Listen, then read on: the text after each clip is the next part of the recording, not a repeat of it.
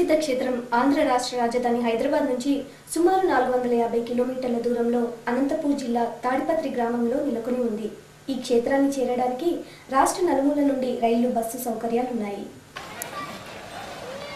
నా పేరు కంబం శివారెడ్డి, ఎగ్జిక్యూటివ్ ఆఫీసర్గా శ్రీ చింతలంక దేవస్థానంలో 5 సంవత్సరాల నుండి పనిచేస్తున్నాను.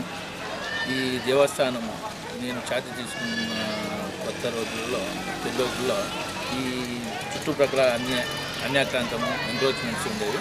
వీటిని వీరు మన సెంట్రల్ ఆర్కాలజికల్ వారి సహాయ సహకారంతో వాళ్ళ కోఆపరేషన్ పూర్తిగా తీసుకొని ఆ తదుపరి ఎల్ఎన్టీ మరియు పెన్నా వారి సహాయ సహకారంతో తొలగించి ఇవన్నీ ఎంక్రోచ్మెంట్స్ తొలగించడం అనేది.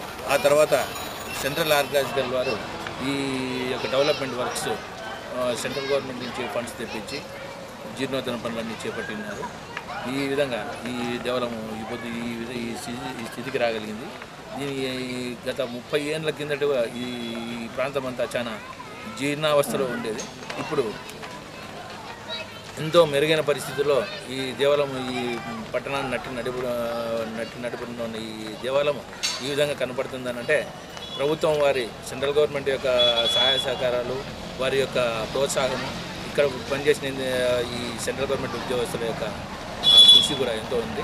దానికి తోడు మా సహకారము, మా యొక్క ఈ కోఆపరేషన్ పూర్తిగా వాళ్ళకి అందించి ఈ దేవాలయం యొక్క డెవలప్మెంట్కి ఎంతో పడుతుంది. ఆ తర్వాత జీర్ణోద్ధరణ కమిటీ ఒకటి ఏర్పడినది.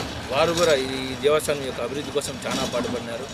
ఈ రెన్యువేషన్ కమిటీ వాళ్ళు దేవస్థానం యొక్క ధ్వజ ప్రతిష్ఠ, ఆ తర్వాత కలశ స్థాపన ఇవన్నీ చేయాలని చెప్పేసి వారు కూడా ఎంతో కృషి చేస్తున్నారు. ఈ విధంగా ఈ దేవస్థానం యొక్క అభివృద్ధికి ఇంకా ఎంతో పాటుపడాల్సింది, ఇంకా ఎంతో చేయాల్సింది ఉంది.